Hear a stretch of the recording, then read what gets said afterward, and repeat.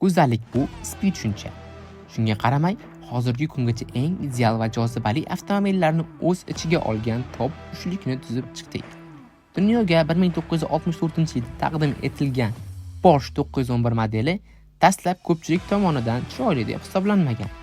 Ammo vaqt o'tishi bilan o'zining 58 yil davom etgan evolyutsiyasi orqali betakror va uyg'un ko'rinishga ega bo'lib, bugungi kunda eng jozibali avtomobillardan biri sifatida ro'yxatimizni boshlab beradi.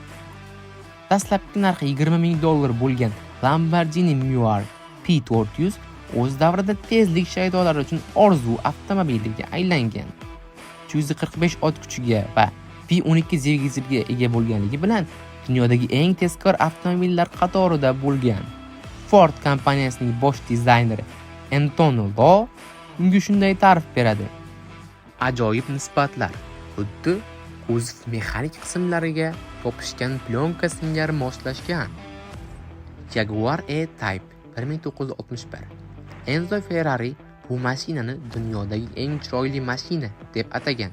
1961-yilda ishlab chiqarilgan bu model o'zining nafis dizayni, 265 ot kuchi va 240 km/soat tezligi bilan ixlosmandlarning qalbidan joy olgan.